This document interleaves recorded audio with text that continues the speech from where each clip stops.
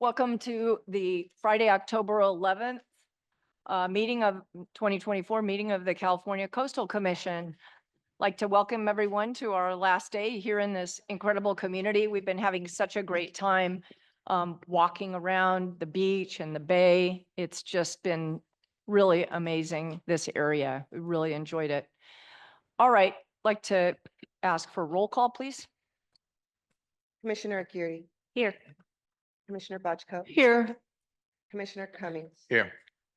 Commissioner Escalante, Here. Commissioner Kunkel, Here. Commissioner Newsom, Present. Commissioner Rice, Here. Commissioner Williams, Here. Commissioner Wilson, Here. Chair Hart. Present. Thank you very much. We'll now move to virtual meeting procedures. Good morning. This Coastal Commission meeting is occurring both in person and through Zoom. This meeting is also being webcast and can be viewed online at calspan.org. If you have access to the internet and wish to watch or listen to the meeting only and not speak on an item, we recommend you use the CalSpan website. Those who wish to address the commission today can do so in person through the Zoom platform or by phone. The speaker request forms may be found on the commission webpage. Paper forms and a scannable QR code for paperless submittals are available at the commission staff table just outside the meeting room. For those on Zoom, we have posted virtual hearing procedures on the commission's agenda webpage, which is a guide on providing comments via Zoom or by phone. Members of the public speaking during general public comments may be given up to 2 minutes to speak at the discretion of the chair. Requests to speak during the general public comment period will not be accepted after 9 a.m. on each day of the meeting. In order to provide the opportunity for the broadest range of public participation, you may speak on a specific topic one time only each month. Those speaking on an agenda item that is not general public comments are typically allowed 2 to 3 minutes to speak at the discretion of the chair. We will accept a request to speak on an item up until the chair opens the hearing on that particular item. If you have access to the internet, please go on the commission's webpage and click on the link to fill out a speaker request.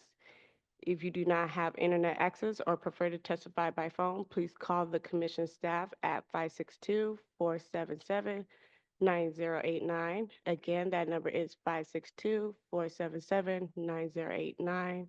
Staff will provide you with a telephone call-in number and instructions for how to participate and provide testimony by phone. We will manage speakers coming in and out of the meeting through a meeting organizer. When it is your time to address the commission, the organizer will invite you to turn on your video and microphone or provide instructions on how to unmute the phone. Madam Chair, that concludes the virtual hearing procedures.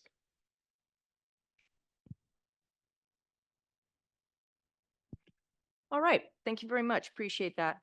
All right, we're now going to open the hearing for general public comment. I understand we have about 27 speakers. Is that right, Chris? Yes, it's still 27.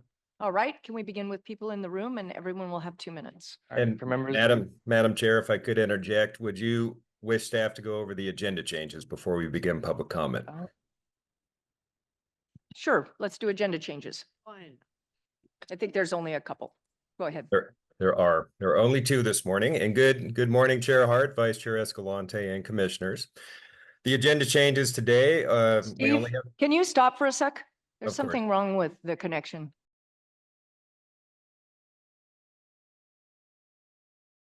Thanks. I think we may have some bad signals today, so please let me know if you have trouble hearing me. Okay, there are only 2 agenda changes today. Item 8.5A, the City of Carpinteria LCP amendment for accessory dwelling units update time extension. And item 8.5B, also a time extension for the County of Santa Barbara LCP amendment regarding the Housing Bill Implementation Ordinance. Those conclude the changes to today's agenda. That does bring us back to item 4, general public comment. And with that, I'll turn the chair back over to you, Madam Chair. Thanks. Now we'll proceed with public comment. Okay. For members of the public, I will be announcing the names of the upcoming speakers and invite you to speak when it is your turn. Each speaker will be allowed 2 minutes to speak during general public comment. In order to allow for live video testimony on Zoom, we will be bringing you in as panelists. As we bring you in, your Zoom will reload. This may take a moment. To speed up this process, we will bring several people in at a time, but please remain muted and keep your video off until we ask you to speak. After your time is up, you'll be moved back to attendee mode. For members of the public present in the room, I will call your names in the order that they appear on our sign-up list. When you hear your name, please line up behind the podium and announce yourself with your name when you approach to speak. Several helpful tips. There's a raise your hand function that will help us find you in the attendee list. If you're using a phone for audio, you can raise your hand by dialing *9. If you are participating by Zoom, you should see a button on your Zoom screen. If you have signed up to speak for this item and are able to do so, please raise your hand now. When it is your time to speak, we will invite you to unmute and turn on your camera. You can unmute yourself on a phone by dialing *6. Please remember to state your name for the record. So first in the room, we have Carol Carriage, followed by Mark Ranyak, Ken Lamer, and then Don Schmitz. So Carol Carriage. And then please press the button on the mic to turn it on. There you go. Should it be green? I guess not. Good morning. My name's Carol Carriage, live in Del Mar.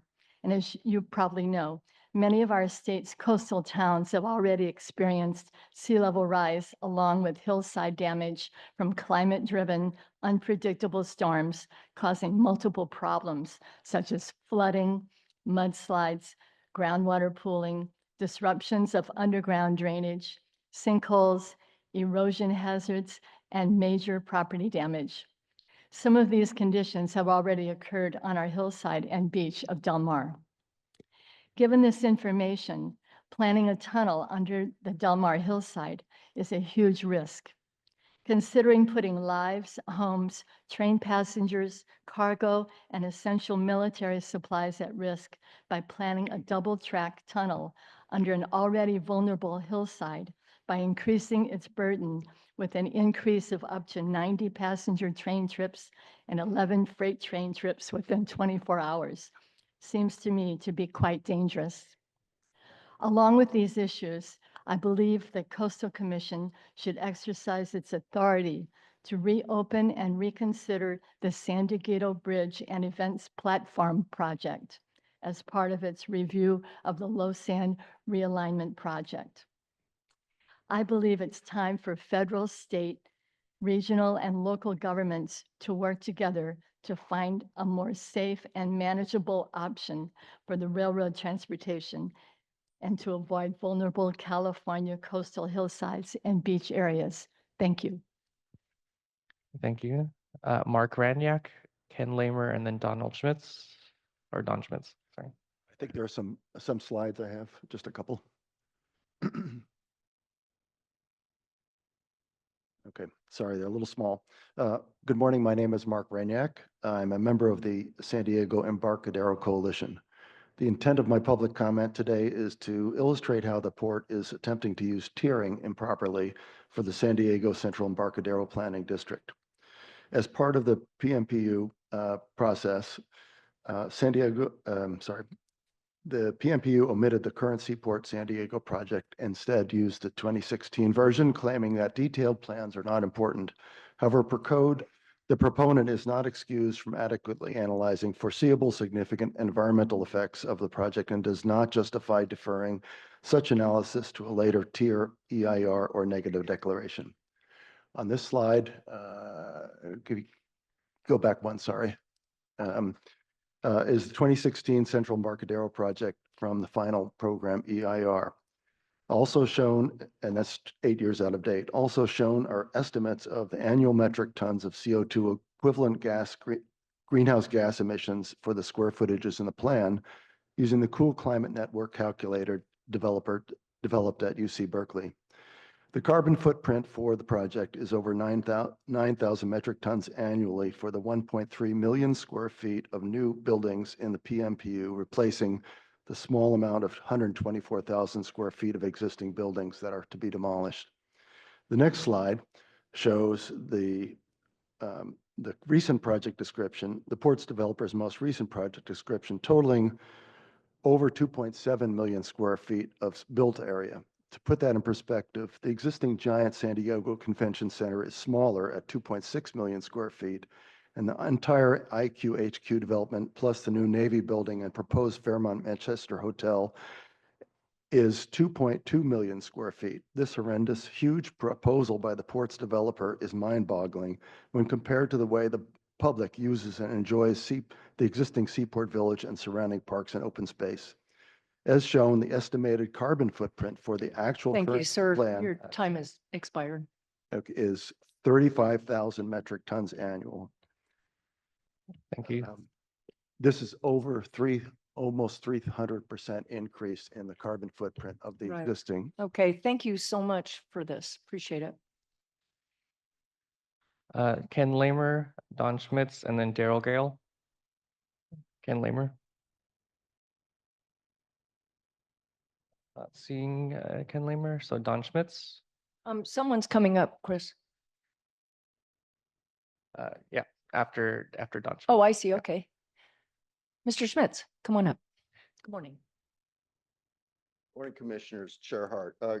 Pursuant to our email correspondence, I did not bring multiple presenters on this topic, and I'll keep it to 4 minutes if that's still permissible. That's fine. Okay, so good morning, Commissioners. My name is Don Schmitz. I'm here on behalf of Smart Coast, California.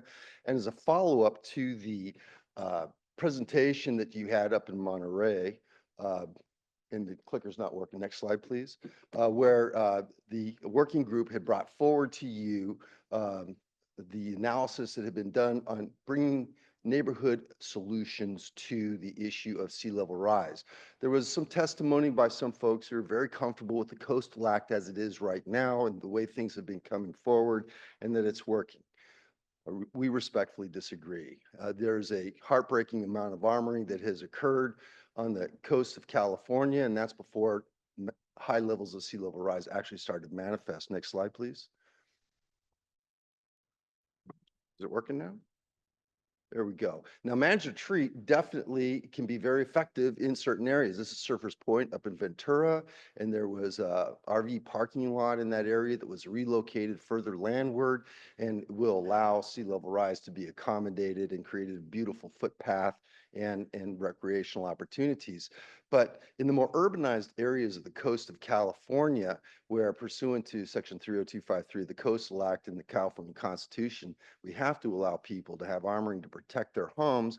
If you have managed retreat, you're going to get what I call sawtooth development. It's going to not result in healthy beaches and healthy communities. There are other protection options, and that's something that the working group, and again, we were very honored, along with the Surf Rider, Smart Coast California was part of the conversations with the working group and the neighborhood approach that was brought to you up in Monterey. And those options include dune restoration, living shorelines, artificial reefs, kelp filtration. There's tools in the toolbox. And so one of the things where you've seen this already manifest is on a Cardiff State Beach down that was approved by the Coastal Commission. And yes, a shoreline protection device was put in to protect the highway, but it was then turned into a living dune complex, which is some pictures that you can see here before and after, enhancing habitat and still protecting the infrastructure. Now, this is more of a macro level project, but the neighborhood approach that was being deliberated upon by the working group and brought forward to the commission is something that can be more micro up and down the coast. This is another example down on Narrow Neck Artificial Reef in Gold Coast in Australia. Here's a familiar scene that you've seen before. The beach was eroding. They were building revetments to protect the beach. They installed an artificial reef down there. And this is after storms in 2001. After the reef had been installed. The beaches were accreting, the wildlife loved it, the surfers loved it because they can be designed to improve surfing conditions. Another thing that shows great promise is reef balls, and they can protect the shoreline, as you can see from this picture down in the Caribbean. But reef balls They do exist here in California. In fact, the Songs mitigation down at San Onofre was replaced with permits from the Coastal Commission installing these reef balls because the marine wildlife loves them. So you get a win-win situation. You get enhancement of the habitat and you get protection of the beaches. And there's a very exciting project coming down the pike. You may have heard about it already down in Oceanside, whereupon they're going to do an artificial headlands project where they're creating these artificial headlands, which will be parks with recreational opportunities. Then there will be beach nourishment, and they are putting an artificial reef out in front of the beach to hold the sand. And of course, all of these projects will come to you. There's lots of opportunities with homeowners associations and communities to do this. And in fact, I'm pretty excited myself because, as you know, I represent people up and down the coast, and I'm already bringing these forwards as options to traditional armoring. So with that, I thank you for your time. All right, thank you. Daryl Gale, and then we'll move to Zoom speakers, starting with Angelina Neglia, Lauren Siegel, and then Barry Castley. Hello, I'm Daryl Gale. Okay, so we'll return to 2 minutes, please. Got me? And then if you could bring the mic down to your mouth. There you go. Okay. So I don't understand how this commission got the authority to tell Edison to dump their 1,800 tons of hot forever nuclear waste on the beach next to the San Onofre station, but, not the responsibility. People believed all of Edison's promises, that it was safe and okay to do so indefinitely. Well, why not tell Edison to start digging a big hole in the desert and pay Newsom so he'd be on board? Or tell Edison to use their connections, influence, and major profits to put their toxic radioactive crap on the other side of the freeway, away from king tides, sea level rise, and tsunamis. That would buy us a little bit of time. I was there at Chula Vista where Steve Padilla promised to work on moving it off the beach. Well, we're waiting still. So, just one cracked nuclear spewing container would be an evacuation nightmare. So I heard yesterday that we should, we, the citizens, should call or, email the NRC. So this is a Geiger counter, but let's pretend it's a phone. Hello, NRC. Hi, I'm a citizen representing the 7 million people who live near San Onofre, and we've got a leaking canister. Would you hurry up and come over here and please make a repository real quick and just get the stuff off the beach for us? Because we're all going to be contaminated really quickly, and so is the area and all the businesses and all the tourists and all the marine life. So that's all I would like to tell you. Thank you for listening. All right, thank you. Moving on to Zoom speakers, Angelina Neglia, followed by Lauren Siegel, and then Barry Castley. Angelina? Hi, good morning, everybody. Thank you so much for everything that you do, and there are so many challenges. I am from the. Your sound is not working. Oh, Can you hold on one sec?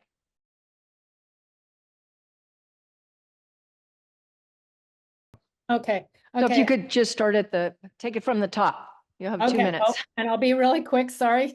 Anyway, I'm the head of the Coalition for Safer Trains, and we started in Del Mar. And since we've started and gone through the whole NOP process with Sandag and realized the disproportionate of destruction of Del Mar for their options B and C, our option A actually made it to the shortlist. But what arose out of that was their options B and C are totally all in the floodplain, which I'm not going to regurgitate Carol's presentation. But we can't ignore sea level rise and the storms and the water runoff in our very fragile cliff, our eroding bluffs, and the topography of Del Mar. So we've come up with other alignments, not only an option A that is outside of, it's all on public land, no eminent domain, not in the floodplain, but we're also have come up with 3 alignments that go down by the 5. And I can always send those to you at another time. But the reason I'm here today is to make sure that we have those alignment options as feasible options. We need the San Diego Bridge reassessed correctly because the EIR and that passed over a decade ago. And if that bridge gets put through, it really pretty much demolishes any of alignments that could be other options down the 5, or it could be one of our options is tunneling under the river and under the lagoon at the very southernmost piece. And that would, if that bridge happens, which went through not correctly because the event platform was attached to the EIR and that was submitted as an existing structure. And there is no event platform at the fairgrounds. And so that thing needs to be revisited and put on hold, or it should be part of the overall low sand railroad realignment project completely, because we need to actually have a clean slate and do this properly for future generations.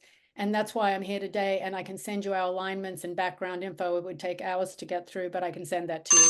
Appreciate it. Thank you so much. Thank you for bearing with us.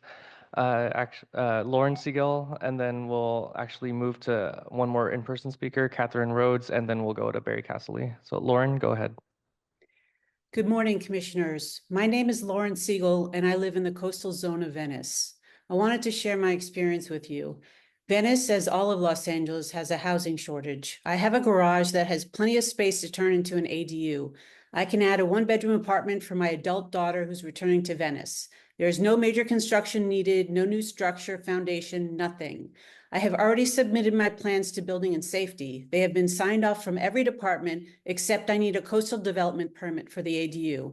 I'm expected to spend approximately $50,000 for the permitting and consultant fees, as well as wait many months before I can get approval from Coastal. And the Coastal Commission will eventually approve my ADU. ADUs don't get appealed, and there is no coastal impact. Here in Venice, 90% of CDP applications are to create an ADU, yet the Coastal Commission insists on this extra money to be spent.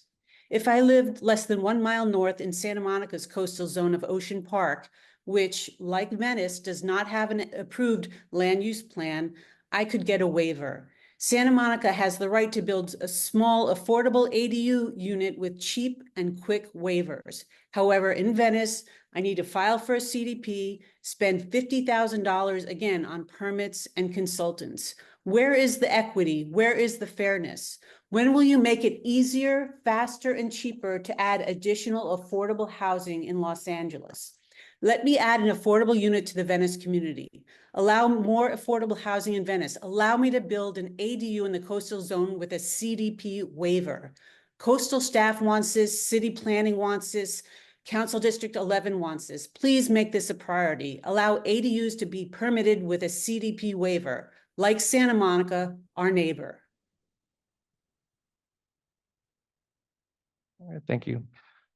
Catherine Rhodes, and then back to Zoom with Barry Castley, Christoph Jansen, and then Frank Murphy. Catherine Rhodes.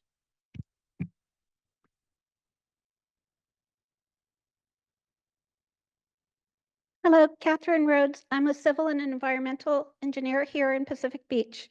First, I wanted to say it's really good to have both Gretchen Newsom and Mayor Paloma Aguirre from San Diego on the California Coastal Commission. Yay, great news. I came here because I saw yesterday's discussion on getting a state and federal state of emergency order for the Tijuana River Valley, and also to thank Mayor Aguirre for her leadership on this issue. As far as I know, you need our Governor Newsom to declare California state of emergency before President Biden can declare federal state of emergency. So it seems like Governor Newsom is sabotaging our beaches, and I don't know why. No clue. Since the election is in 25 days, this is what I'm asking of our San Diego people. Please ask our Vice President Kamala Harris and Tim Walz to come to the border and say they are in favor of cleaning up the area. Plus, to talk about the 2,200 Border Patrol agents that were part of the bipartisan border bill that would be able to staff the port of entries. Our Vice President Kamala Harris needs help to show she is doing something on the border. And I know our Mayor Todd Gloria is her friend. Maybe he could actually call her and say, come here, please. It'll be good for her.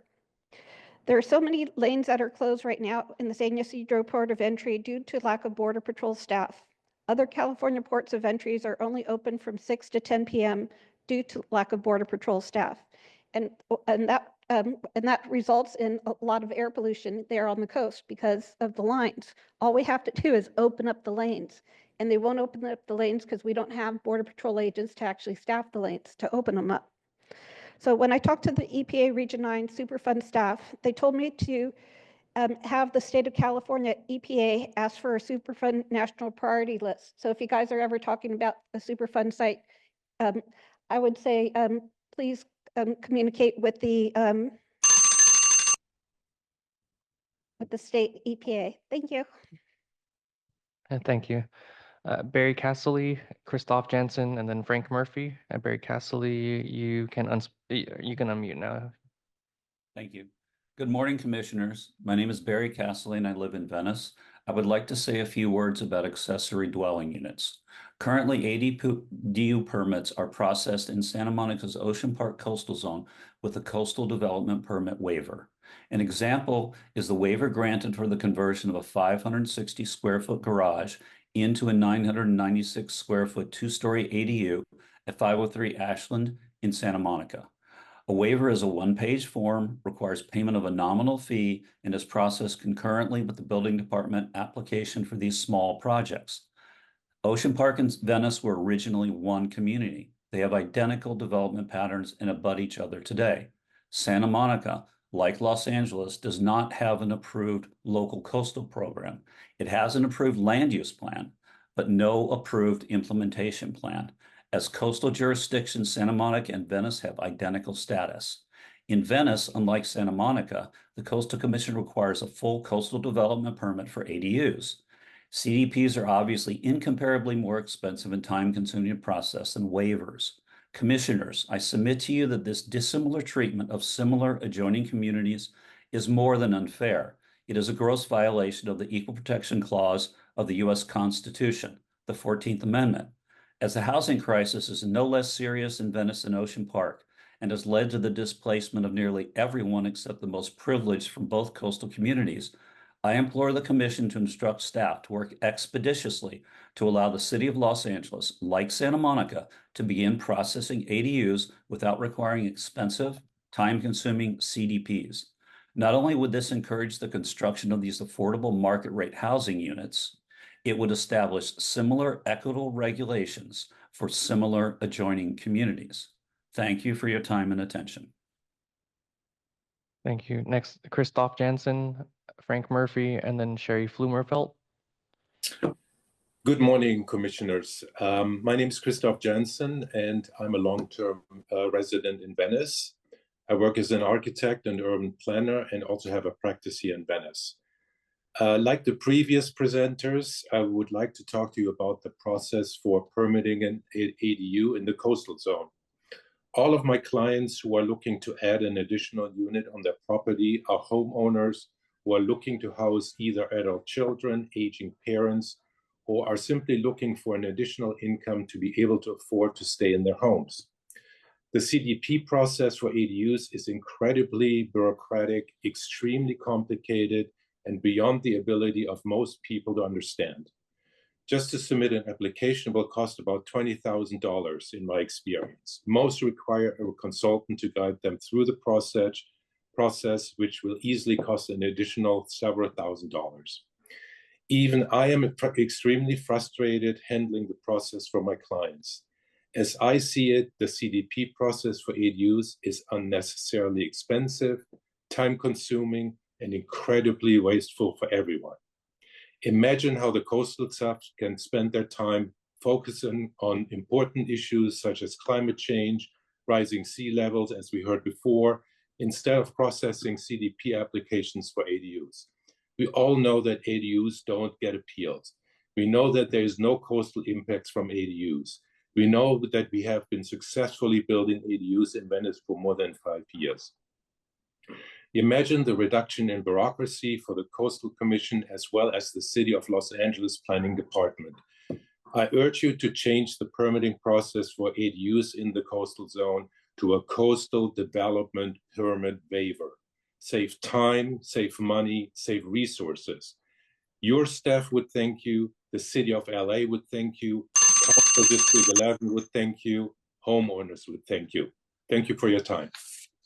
Thank you. Next, Frank Murphy, followed by Sherry Flumerfelt, and then Susan Simon. Frank Murphy. Yes, Frank Murphy. I feel that it would be a legitimate summary or expectation of your mission that the coastal communities be inclusive of all people, including those of lesser means. The numbers from 1990 to 2020 represented here are the realization of firmly entrenched housing policies enacted by the Coastal Commission. We know that those of lesser means, no matter what their demographic, are not welcome in the coastal zone, evidenced by the tracing of exclusion of our Black and brown neighbors over the past 30 years. The city of LA's coastal zone from 90 to 20 lost 23% of its Black population, lost 21 of its Hispanic population. My community of Venice lost 45 of our Black and 34 of our Hispanic populations. From 90 to 20, the world population increased 46%, California 33, while the city of LA coastal zone and Venice decreased 5.5 and 4.2 respectively. From 90 to 20, California housing increased 29%. City of LA coastal zone 3.13, Venice 5.22. The advancements on all these fronts from 60 to 90 were far more inclusionary, equitable, and saw an equilibrium in housing availability, the envy of the country, completely reversed from 90 to 20, completely. These are phenomena that occurred as a result of policy, your policy. My question to you is this: are these the results you intended? And if so, why isn't that clearly stated? If not, what are the efforts, if any, to mitigate these results, providing more housing? Thank you. Thank you. Sherry Flumerfelt, Susan Simon, and then Denise Carrejo. Sherry Flumerfelt. I had a slideshow that I had sent in. Yes, we're bringing it up. Thank you. Good morning. My name is Sherry Flumerfelt, and I'm the Executive Director of the Western Flyer Foundation. And I appreciate the opportunity to speak today to share our story and work, which we are grateful to the Coastal Commission for supporting through a past whaletail grant. Next slide. The Western Flyer is an old Monterey fishing boat made famous in 1940 when author John Steinbeck and marine biologist Ed Ricketts took it on a 6-week trip to Mexico's Gulf of California to collect marine specimens. Next slide. When they returned, next slide. When they returned, they published Sea of Cortez and the log from the Sea of Cortez, which became one of Steinbeck's classics and which has inspired many people to study marine science and conservation. Next slide. The boat, the Western Flyer, has become an icon of American literature. Next slide. I have a lot of slides here. And after its famous expedition, it continued a life of fishing, disappeared, and eventually fell into disrepair. Next slide. In 2015, our founder, John Gregg, bought it and launched a 7-year restoration project with the goal of putting it back into service for marine science and education. And then he donated the boat to our nonprofit. Next slide. Last fall, we had a big homecoming celebration. Western Flyer returned to Monterey after 75 years with thousands of people who joined us. Next slide. And it's been in Moss Landing ever since. Next slide. We've built a laboratory in the fish hold with funding from the California Coastal Conservancy. Next slide. And our mission is to stir curiosity through marine research, education, and a blend of science and art. Next slide. Since January alone, we've served more than 1,000 students, 400 on the docked flyer, thanks in part to a whaletail grant. Next slide. We've also recently launched our at-sea programs, taking 2- and 4-year students out. All our programs are free and paid for through grants and donations. Next. So I just wanted to thank you again for your support and invite you all to come visit the Western Flyer anytime. Thank you. Thank you. Next, Susan Simon, Denise Carrejo, and then Mary Frances Carrejo. Susan Simon.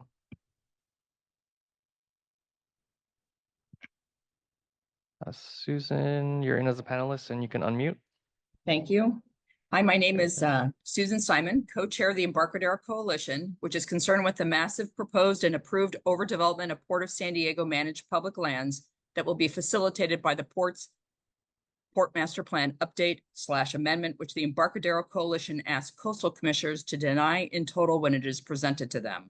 Some of our specific concerns include the Port of San Diego is trading in our beautiful waterfront for a sea of hotels, retail spaces, new docks, and large yacht berthing for use mostly by non-Californians.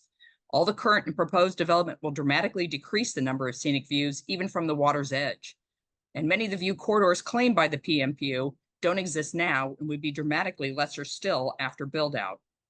The PMPU that has been approved by San Diego Port Commissioners should not be approved by you, as it omits proposed redevelopment in entire districts that currently have enormous development projects underway. 40% of the San Diego Port managed lands are not included in this document.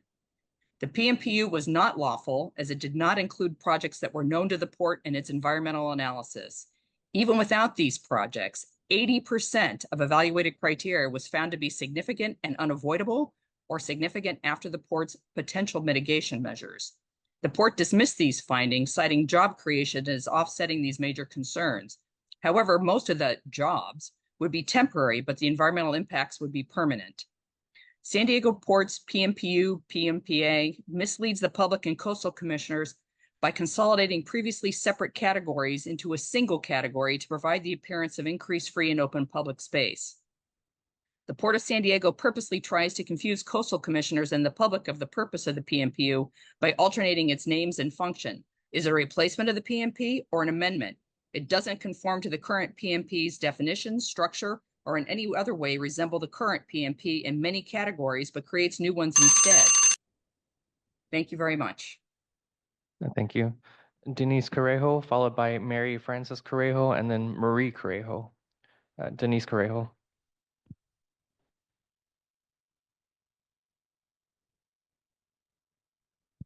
Denise, you should be able to unmute. There you go. Hi, yes, can you hear me? Yes, we can hear you. Wonderful. Thank you for hearing us today. This is regarding item number F11A today. And we are... We can actually, you'll be able to speak during that item. I'll actually move you to that item. It's a specific item on the agenda. You'll be able to speak during that public comment, but not during general public comment. We'll move you over there and come back to you. The reason why is because I read that only the applicants can talk during the meeting and not the appellants. So I just wanted to clarify that we would have time to speak, because I read in the notes on Excuse me, ma'am. This is the chair. I can let you know that you definitely will be able to speak. Item 11A is a, hold on a sec, just pull it up. Okay, so item 11A is an appeal, so you'll be able to speak if you objected to the item at the local level. I don't know if you did do that, but we normally have a record of that. So when we get to that item, you'll be able to speak, but in any event, if you want to speak on a specific item, you're only able to do that when the item is called. Okay. My mom, Mary Correo, is next in line. And is it okay if she can speak just a general comment? Sure, as long as she's not speaking about that specific item. Yeah, she just wants to do a general comment. No, about... of course. Okay. Great, we'll pull her up. Thanks. Okay. So Mary Frances Correjo, you should be able to unmute now. And I see that they're joining via phone.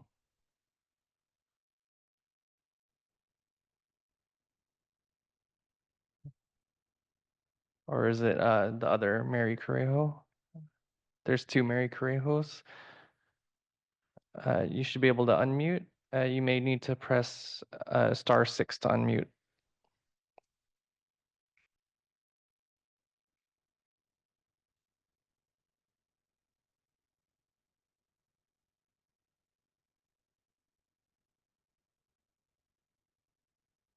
I'm not seeing any movement from the phones, so actually we'll come back. We're gonna okay, there's the phone. Hello? Okay. Hi. Sorry, my mom's 88 and she was walking to the phone. She had to go to the restroom. Sorry. Okay, here's my mom. Hello? Hi. Okay, my name is Mary Correjo. I am 88 years old, and we do not want the 5G cell pole in our front yard. I am a homeowner here for 24 years.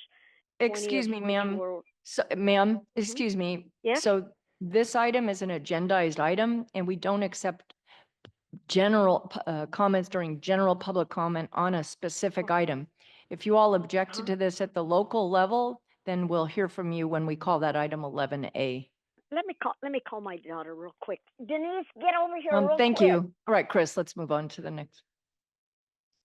Okay, moving on, Dan Stedjink, Maura O'Neill, and then Marissa Sullivan. Dan, you're being moved in right now.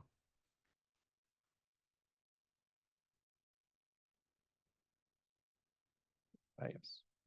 And then, Dan, when you're able to, please unmute and begin.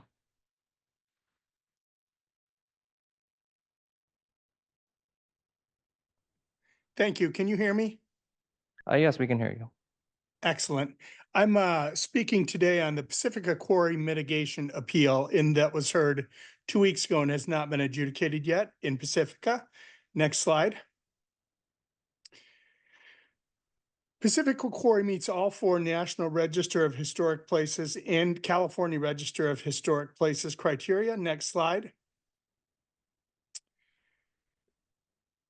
The city has no record of any Native American artifacts or peoples being found in the quarry, but I've spoken with 15 different past wastewater treatment employees who said that between 16 and 30 feet deep in the construction of the Clara Creek water treatment plant, they found many Native American artifacts. Next slide. These are Ohlone people. Tamigtac was the village there. Next slide. Here's the location of the artifacts and the contractors involved, found between 18 and 30 feet deep. Next slide. Tamigtac is a recognized quarry band from 1776. They've got specific genealogy charts, Catholic Charities does. Next slide. There's a Pacific archaeologist named Shirley Dry that's got extensive video on YouTube about artifacts she's found in the Pacifica Quarry. Next slide. That's her right there. She is now deceased, but was a local hero. Next slide. Planning Commissioner Todd Bray wrote a letter in 2010 talking about many artifacts that have been found in the quarry during the construction of the Clara Creek plant. Next slide. Here's a 1963 excavation by Zenon Porecki that found what was allegedly the best condition native fishing net ever found in California. Next slide. And here's a Ohlone fishing net that was found in Berkeley that allowed them to get on the National Historic Register site. Thank you very much.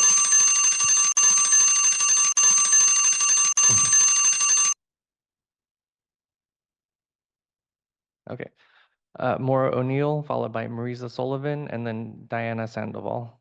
Maura O'Neill.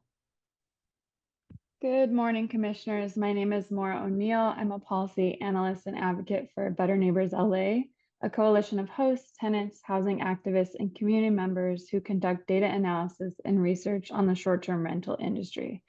We seek to regulate short-term rentals to preserve long-term housing. We believe true home sharing and hosted-only short-term rentals is the best way to balance affordable access to the coast for visitors and long-term residents. Today, I'd like to highlight a recent LA Times article that we also emailed to you all. On Tuesday, the Times reported on how STRs have hollowed out the community of Cayucas, a town of 2,500 people, which now has 350 short-term rental licenses. For every 7 residents in Cayucas, there's 1 unit of housing being converted into tourist accommodations. These STRs are also largely more expensive than existing overnight accommodations.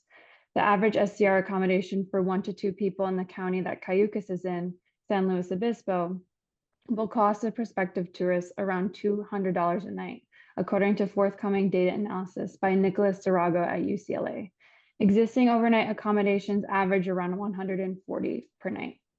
The proliferation of more expensive STRs threatens coastal access for persons of low to moderate income.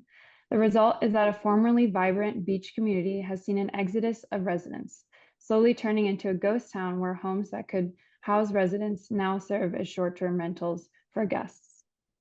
This is one example of how a wave of STRs has negatively impacted communities in the coastal zone.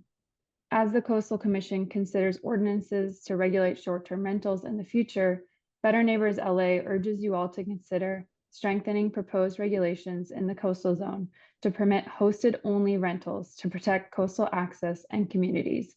Thank you for your time today. Thank you. Next, Marisa Sullivan, Diana Sandoval, and then Rita McDonald. Marisa Sullivan.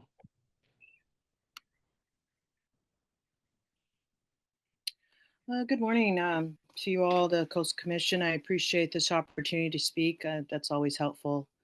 And also to listen to the other stories of the concerns that we all have regarding our oceans and where we live. I'd like to I'm here just to thank the Coastal Commission for their following through and helping us with holding Sable/Exxon accountable for their activities of restarting a pipeline that for many years, many of us have been doing the best we can to, do something about the damage that occurred in 2015. So I just want to thank the commission and hope that and encourage them to continue to do the good work that they're doing in being a voice for the Chumash people and supporting us in the best that we can within what is a court system and litigation and such. We don't have the resources that many of the state agencies and the certainly the extractive industries do, and the people that only look at our earth and our ocean as a resource. The Chumash people ourselves have had that experience of being in the way and then being removed. So I really want to just thank you on behalf and continue to am looking forward to them being a continued voice for us. Thank you. Thank you. Next, Diana Sandoval, Rita McDonald, and then Aaron Berry. Diana, go ahead. Good morning, Commissioners. My name is Diana Sandoval, and I'm here to notify the enforcement team that a public equestrian and hiking trail at 3215 Foothill Road in Carpinteria remains blocked and has yet to be recorded. Santa Barbara County Planning Development issued several coastal development permits without ensuring the permit conditions were met. The public trail easement remains blocked in clear violation of the Coastal Act and the conditions set forth in several CDPs. The fact is, a 15-foot wide public equestrian and hiking trail easement was required to be recorded prior to land use clearance, yet this condition was not met. In June of 2024, I filed a complaint with Santa Barbara County regarding the blocked public trail. A month later, the county opened and closed the violation case for noncompliance with permit conditions on the same day. Let me repeat, open and close the violation on the same day for noncompliance. Following that, Planning and Development denied my on-site public records request for the violation and claimed that the violation was quickly closed because there was no violation and that the public trail easement was recorded. However, the fact remains, as of this morning, there is no record of the mandated 15-foot public trail easement on the Santa Barbara County official records website. This is in direct violation of the permit conditions, resulting in the limiting of public access, blocking of public recreation, and the obstruction of public resources, all in violation of the Coastal Act. Santa Barbara County has a history of exempting this property from local, state, and federal regulations. Therefore, I urge the Commission enforcement team to issue a notice of violation to ensure the public trail is properly recorded and accessible to the public as mandated in several CDPs. Thank you. Thank you. Next, Rita McDonald, Aaron Berry, and then Margaret Malloy. Rita McDonald.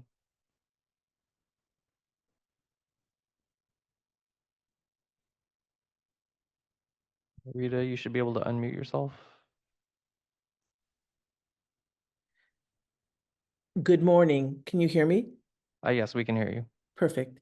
My name is Rita McDonald. I'm the Chief Operating Officer of the Samuel Lawrence Foundation, a 5031c nonprofit located in San Diego County. I'd like to address some misinformation. One of the things that the Coastal Commission thinks, some of the commissioners mentioned, is that certain things are not, the Coastal Commission doesn't have jurisdiction with respect to the nuclear waste that's stored up in San Onofre, and also the idea of what's happening in the Tijuana River Basin. But we actually have a conflict, a constitutional conflict with the state of California Constitution. And from a legal basis, and at least in my opinion, we do have a constitutional basis, both Article 10, which addresses water rights and public access, but also establishes the foundational principle that the use of California's natural resources, including coastal and marine environments, is subject to the regulation and to protect public rights and the public interest.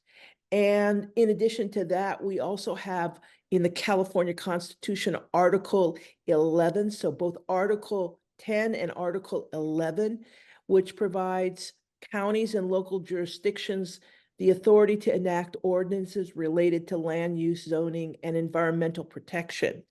And I think because we have these constitutional protections, we have an opportunity to dispute with the federal government what they're doing. And I would really like to see the California Coastal Commission step up and get the California Department of Justice involved, especially in both the Tijuana River Valley as well as the new. Thank you. Next, Aaron Berry, Margaret Malloy, and then I'll go back and call names that we haven't been able to find.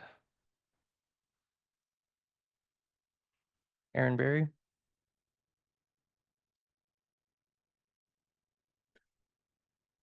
There you go. Good morning. I am Erin Berry, president of Smart Coast California. As you're aware, Smart Coast California was founded about 5 years ago to accumulate and share information about sea level rise and possible responses to it with all policymakers up and down the coast.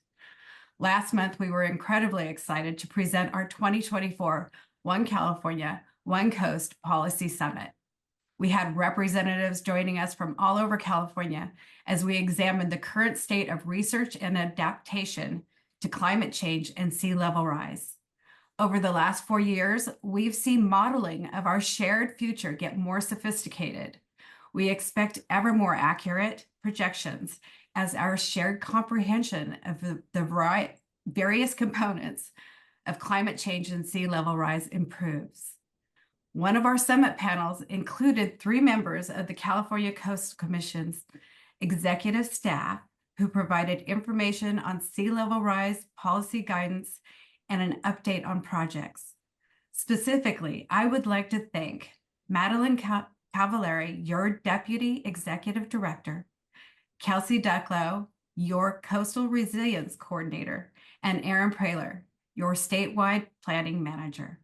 We were so grateful the California Coastal Commission joined our roster of summit speakers for the 2nd year. As you know, we advocate for neighborhood scale solutions because every city and region will experience differing impacts, and we need to consider a variety of solutions.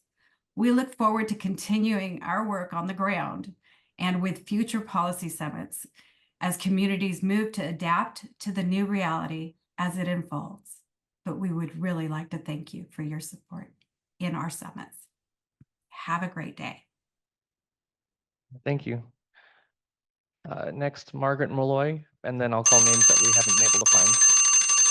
I'll give us a second to reset the timer. There you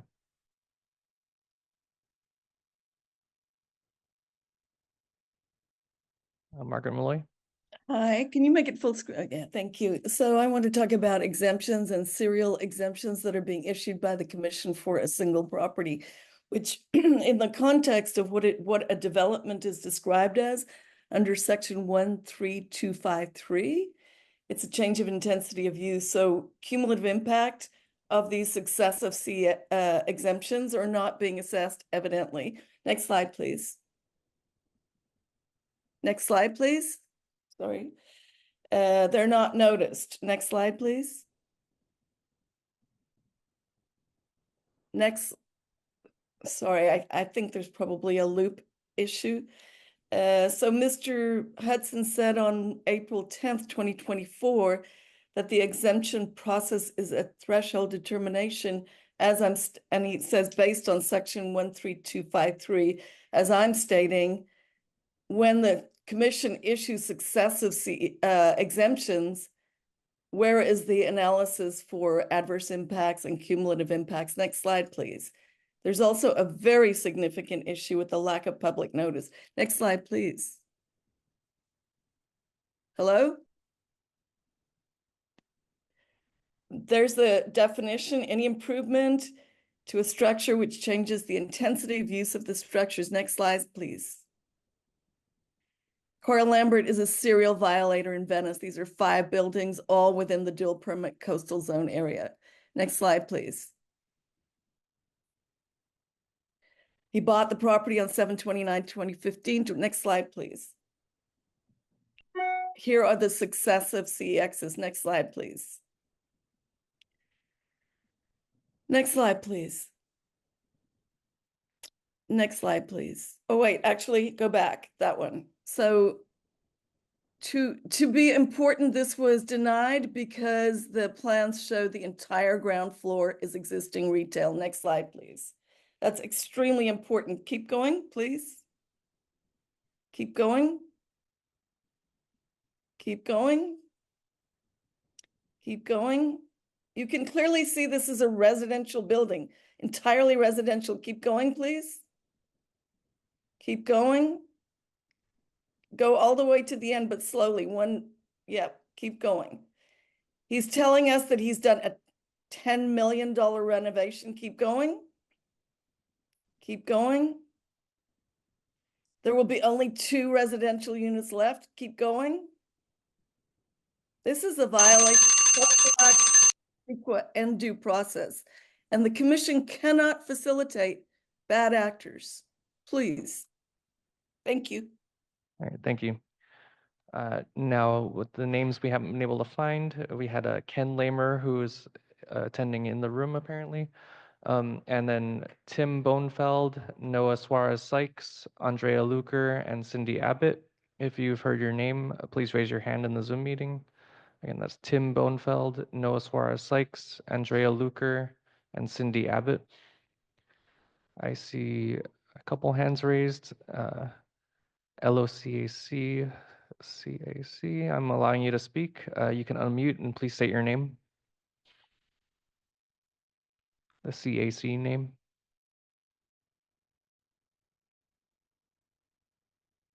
Okay, sorry. Andrea Luker, Zoom Workplace is giving me fits and starts, but this is me. Thanks. Are you able to hear me? Yes, please go ahead. Perfect. Good. Andrea Luker, React Alliance. We're a nonprofit, nonpartisan grassroots organization working to educate the public on the impacts of offshore wind. Very frequently, there's new information becoming available about the impacts to the marine environment from offshore wind activities. We know on the East Coast, who is ahead of the West Coast in development, offshore wind development, has seen an incredible uptake in cetacean deaths in areas of offshore wind activity. In fact, since January of this year, the cetacean death count is approaching 200 animals on the East Coast. In spite of this, the West Coast continues to move forward, issuing permits to predominantly foreign offshore wind companies, citing stale data regarding impacts. React Alliance has sent the Coastal Commission a number of new studies and data regarding these impacts. For example, there's a very interesting study that was done by a retired Rutgers professor that shows a significant correlation between offshore wind survey vessels and whale death on the East Coast. The professor asks for further study on the correlation by NOAA in an attempt to update the data that NOAA has been using. To that point, on the West Coast, we are keeping record of cetacean death near offshore wind activities. To date, our citizen scientists have recorded 7 deaths, 3 whales and 4 dolphins since April of this year in areas of high decibel site surveys. As a reminder, the Coastal Commission approved the use of 228 decibels for these site surveys, yet Atlas Wind printed a public flyer that they are using up to 240 decibels. A rocket launch is 180 decibels and lasts for a short time. The offshore wind companies are blasting the water with up to 240 decibels for hours at a time. Let's go back to the precautionary principle on the West Coast, look at all the data related to impacts from offshore wind activities. Please keep in mind the mandate of the Coastal Commission is to protect and conserve our coastal resources. Thank you. And thank you. And then we had the one other hand raised under the name Aaron Berkson, but we didn't see a sign up under that name. But if someone else by a different name that we called is with you, please go ahead. Aaron Berkson, if you can unmute. Hi. Good morning, commissioners. I appreciate you listening. Can you hear me? Yes. Could you please state your name? My name is Aaron Berkson. We didn't receive a sign up for you for this item. Did you receive a sign up for Tim Bonafeld? Tim Bonefeld, yes. Yeah, I'm his wife. I'm calling on his behalf. Okay, go ahead. Okay. I appreciate you listening. I've been a Venice resident for 30 years and own a retail store in Venice named Borough. Borough is the oldest independently owned retail store on Abbot Kinney Boulevard, and I've been on the street since 1999. Currently, I live with my husband and 14-year-old daughter in a smaller 900 square foot house. We want to stay in Venice indefinitely and have plans to expand our house modestly and build an ADU on our property. My husband Tim is an architect and tells me that we can do an addition to our house with a coastal development permit waiver. He says that the waiver will not be expensive and can be processed quickly. He says, however, that the ADU requires a full coastal development permit. He says that the coastal permit is incomparable in terms of cost to the waiver and it requires much more work and will take over a year. This is both a financial and timing burden, and I don't understand this, especially when we know that more housing units are needed. We want to build the ADU to care for my elderly aunt, and we are the only relatives that can care for her. Due to the lengthy timeline and high cost of getting it through the Coastal Commission, we will most likely have to move her into our home. This is not ideal. We would both like to have our own independence, living close where we can care for her, but separate so that we can have our own space. We are community members who only want to improve our own property so that it serves our own needs. In our case, an elderly aunt we need to provide care for, and with our daughter in high school, we know that she may not be able to afford housing in Venice in the future, and we want the option to keep our family together, and an ADU will allow us to accomplish that. Thank you for your time. Through the chair. Would- I just want to comment on something for a second. And what the reason I'm just going to say is that staff is going to be responding to these inquiries about Venice. And I want the people who are commenting to stay online and hear what's going to be said, because oftentimes what people do is they comment, they go about their day, they don't hear what the response is going to be, and I want folks to stay on to hear our response to what's being said here. Thanks, Commissioner. That's a great point. So folks, if you can stay online, we're going to, Commissioner Wilson is going to be asking some questions and there'll be some staff response on this ADU issue as soon as we're done with public comment, which should be momentarily. Yeah, no more speakers. There you have it. All right. So Commissioner Wilson. Thanks. Well, I just want to, this is an issue that we need to address for sure. But I know that staff has been working hard with the local agency on a broader perspective on this, and I want them, if staff could address this and maybe speak to some ideas about how we might address this more. Right, and I would just add that there is new legislation that has just been signed by the governor with regard to ADUs, so maybe you could incorporate that into your comments, Executive Director. First, I'd like to turn it over to Steve Hudson to give a response about the Venice-specific comments. Steve? Right. Thank you. I would like to address the comments by the last speaker, Ms. Bergson, Lauren Segal, and some of the other speakers who talked about the difficulty and expense of obtaining a CDP for new ADU projects in Venice.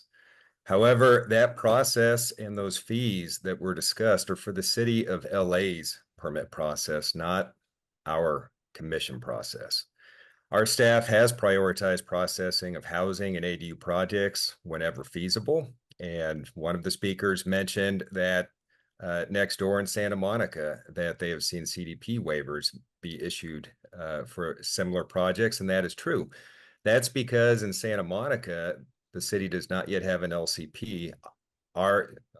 You all, the commission, is the permit authority in Santa Monica. And in those areas, we have the ability to issue waivers, and thus whenever feasible, we expedite those projects and we use that waiver process. In the city of Los Angeles, our staff has repeatedly, for several years, even prior to the housing crisis, has requested the city, and I have personally asked the city's management repeatedly over many, many different meetings to work with our staff to develop a more efficient and streamlined process for processing applications for ADUs that do require CDPs. So I would note that in Venice, some ADUs meet our exemption thresholds, and so those ADUs can be built through an exemption. Certain ADUs, because of their size and location, may not be exempt and therefore require a CDP. We have asked the city to work with us to incorporate perhaps a focused waiver for ADU projects or some other type of efficient administrative CDP that could have low cost and could be administrative type approval. That would require an amendment to their permit processing ordinance, or could be incorporated into the Venice land use plan that is currently being worked on by the city. And our staff has asked that that be done in both cases. Most recently, we strongly requested that the city incorporate just those types of provisions into the update to that permit processing ordinance that they brought an amendment forward to this commission just last year. But unfortunately, the city declined our offer to develop just such an efficient process to work on these. We are going to continue working with the city. We're pushing the city to develop some sort of expedited process, and we are asking them to incorporate exactly these types of procedures into that Venice land use plan as that comes forward. I would recommend and strongly suggest to these speakers today, I hear their frustration because I am frustrated with the city's process as well. And I would ask and strongly suggest that they reach out to the city's decision makers and ask them to encourage their staff to work with our staff and take us up on the offer to develop exactly the types of regulations that they were suggesting today. And I'll just note that I am available for additional questions, and I'm going to turn the mic over to Sarah Christie, our legislative director, who is going to add some comments about the significance of the new pending statewide legislation. Thanks, Steve. Through the chair, as Chair Hart noted, there was legislation passed this year regarding ADUs. The law that governs ADUs is the government code. That section of the government code has been changing very rapidly over the last decade, and nearly every year we see changes to the requirements and restrictions on what local governments can and cannot require for ADUs. And so as a result of the rapidly changing legal landscape, people are frequently confused about, what local governments can and can't require, what the process is, who the authority is, when are they exempt, those sorts of questions. And so this year, the governor just signed a bill by Senator Blakespear, it was SB 1077, that requires the commission to publish guidelines for local governments to help clarify how they can, how to update their LCPs, their local coastal programs, to incorporate the streamlining measures to make it clear what the process is, what the options are, and make it as easy as possible for applicants and local governments to process these applications quickly, efficiently, and inexpensively. Those guidelines are due out of July 1 of 2026. We will be holding at least one public hearing on the draft guidelines, and we'll also be coordinating very closely with HCD, which is our partners in the housing space, to make sure that what we're recommending local governments do to facilitate this process also lines up with HCD's requirements, so that there's no confusion there. Thanks so much. Ms. Christie, Commissioner Wilson, have you completed your comments? Yeah, no, well, for one, Sarah or somebody could, for those who don't know what HCD is, maybe someone could. That's the Department of Housing and Community Development. Thank you. I want to make sure that we're not using acronyms that people aren't familiar with. So this is a question maybe for Steve or staff, which is, I know you guys are working on this general land use plan with the city of LA. Is it, and have we done, or is it possible to actually carve out, I mean, if that's going to take a long time or not, or has a lot of different policies that need to get worked out, is it possible to cleave off the part that is just the ADU part in terms of like getting an update for that we can get through this process in an expedited manner? Thank you. And through the chair, I'd be happy to respond to that. And yes, there is a process, and we have asked the city to take us up on our offer to use it. So the city of Los Angeles is unique in all the state in that they're the only local government that does not have a certified local coastal program, and yet has the responsibility to review and process coastal development permit applications. And that's because there's a provision hard baked directly into the Coastal Act that provides them that ability. The city implements that ability through an ordinance, and that ordinance was required to be certified by this commission. The ordinance is simply the permit processing procedures. And the city, from time to time, brings updates to those permit processing procedures to this commission for certification. And that was most recently done about a year ago for an update to those regulations. At that time, and this could happen again, so just because the city did not take us up on the offer to incorporate exactly these types of changes to create an expedited, either some sort of administrative permit process for ADUs, or potentially even a focused waiver, similar to the process our staff and commission use for ADU projects.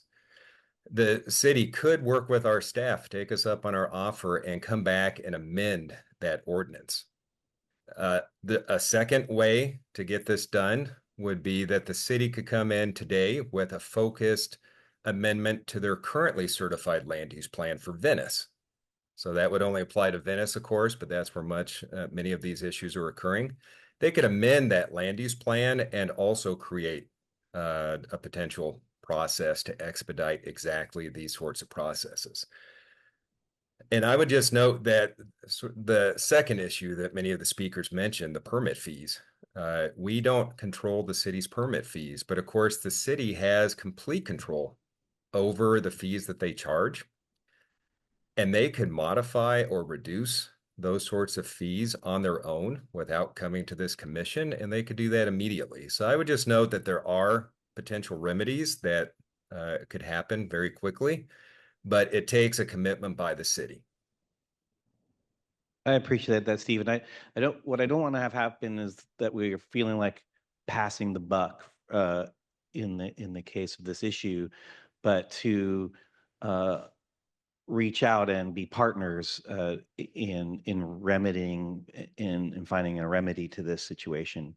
So those that commented today, I just want to, as a local decision maker myself, so I know that sometimes these conflicts come up, but it is very, very important to, and probably your biggest power is in your local electeds in this situation. So please connect with them, and I am certain that our staff will be partners in moving forward. So thank you. If I could, one of the things that I was thinking might be appropriate, since Mr. Hudson's efforts to date have not resulted in a change, is whether it would be possible for the commission to draft a letter to the city indicating a desire to work with them in an expedited way on a focused amendment to their land use plan and to address the fees, given this very important need in their community, and they're under the same requirements as everyone else to expand housing. Would that be a possibility, Executive Director, to have a letter from the commission to the appropriate political entity? Yes, I think we could draft that letter and bring it back to you under commission correspondence at a future hearing for your approval and then send that to the city.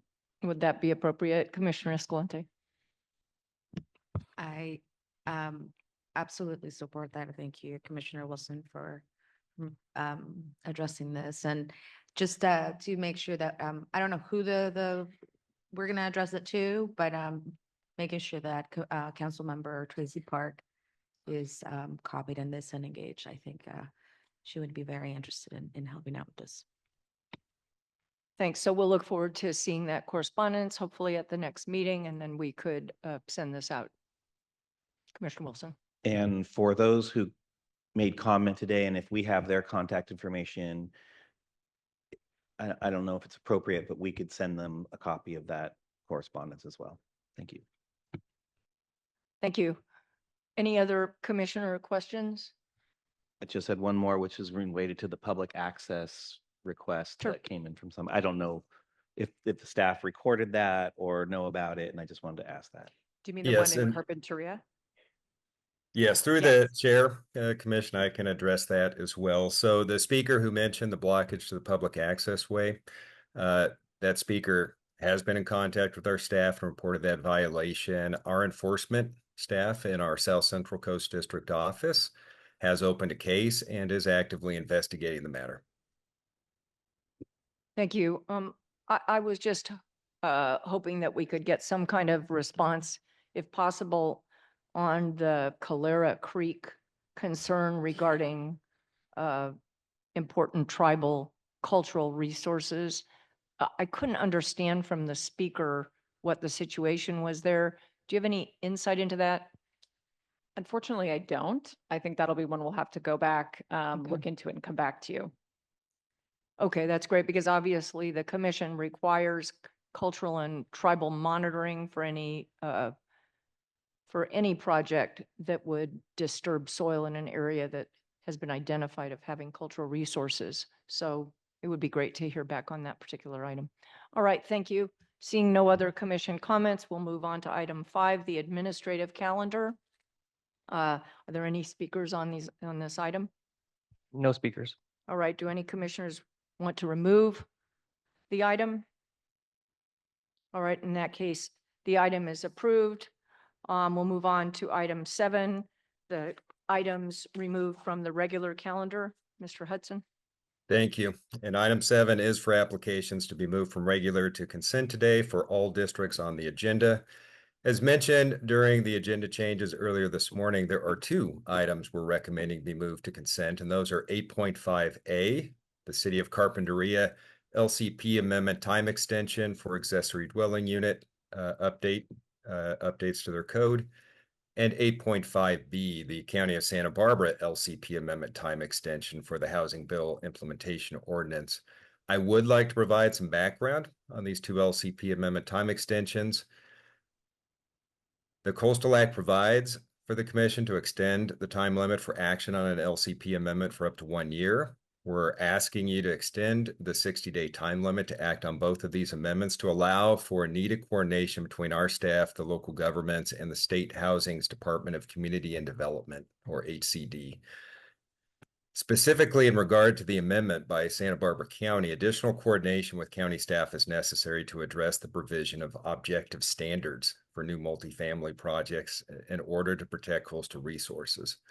And in regard to the amendment by the City of Carpinteria relating to ADUs, I would note that the Commission has already previously approved an LCP amendment adding development standards for ADUs. So the city is currently able to regulate and approve CDPs and exemptions for exactly those types of projects.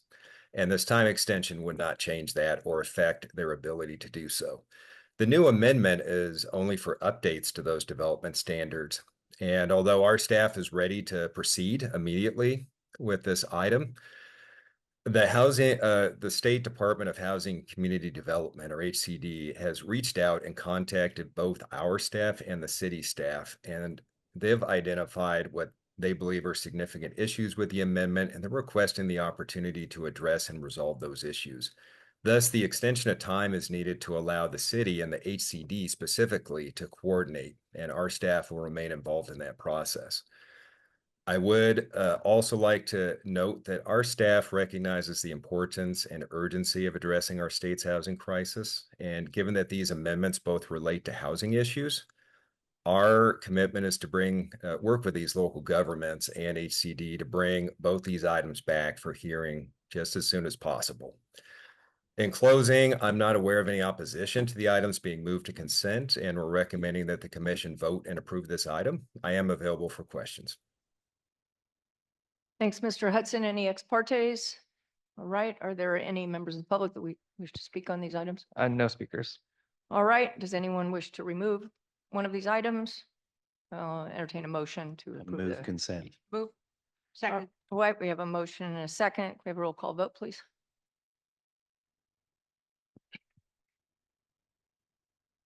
Commissioner Aguirre.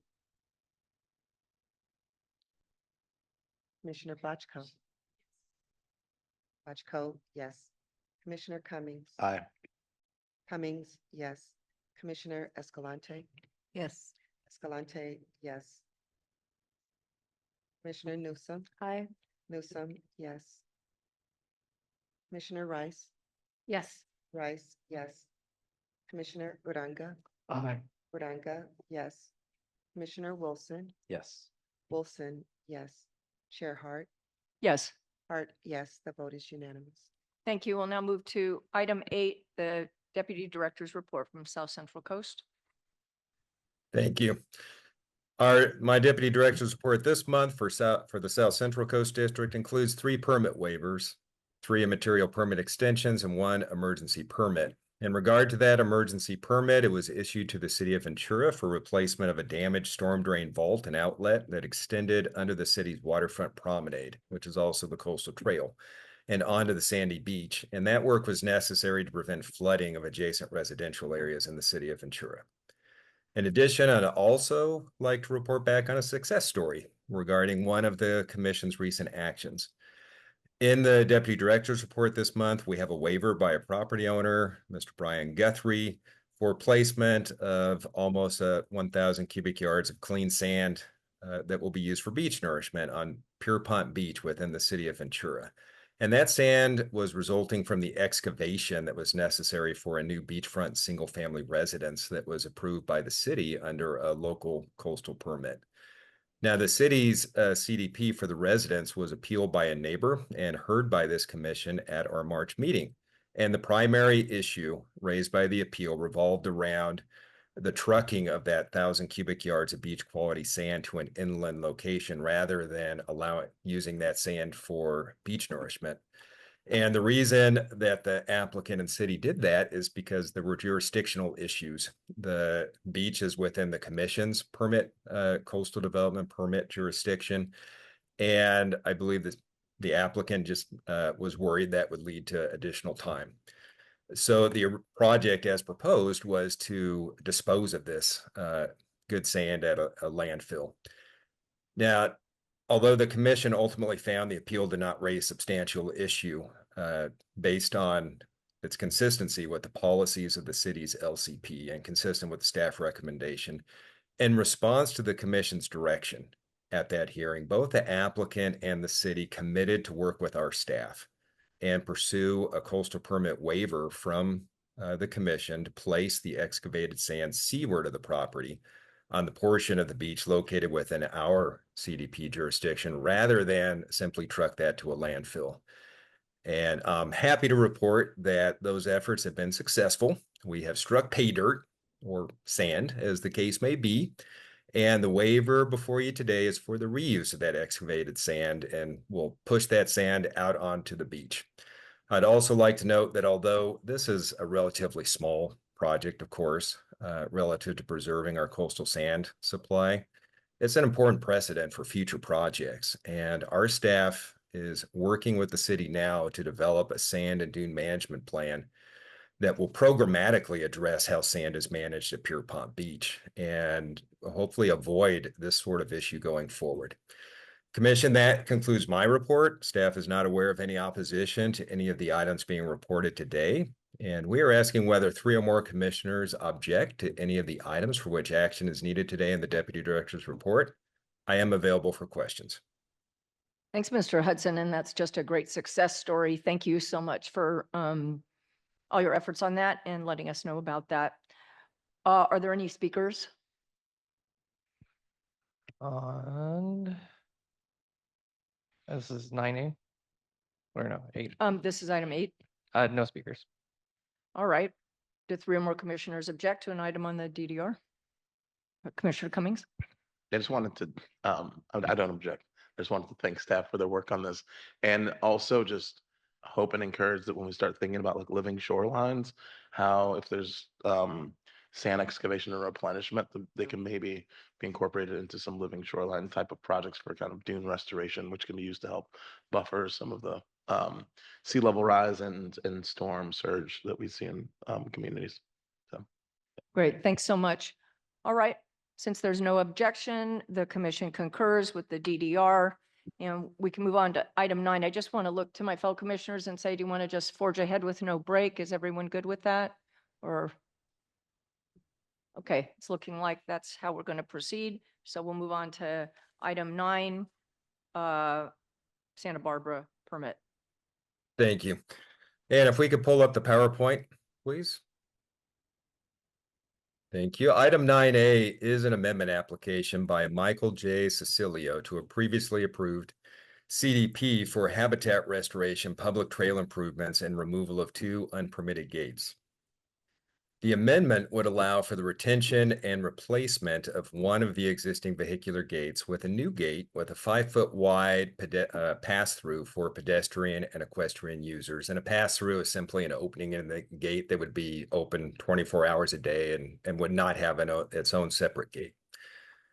Next slide, please. The subject site is located in a relatively rural area of Santa Barbara County. It's generally located between Goleta Beach and Moore Mesa. And as can be seen in this aerial photograph, the site is developed with an existing residence and horseboarding facility. Atascadero Creek runs through the northern portion of the parcel, and there's an existing county flood control road with a 15-foot wide equestrian and hiking trail easement held by Santa Barbara County Parks that runs along the creek, and that's shown in yellow on this slide. Next slide, please. Unpermitted development occurred on this site, including widening of the access road along the creek and the unpermitted removal of habitat, riparian habitat. And in response to an enforcement action by our staff, the property owner submitted a CDP application, the underlying application, for removal of the unpermitted development. And that included removal of both unpermitted gates that were blocking the public access trail and substantial riparian habitat restoration. And the commission approved that underlying CDP for restoration at our May 2023 hearing.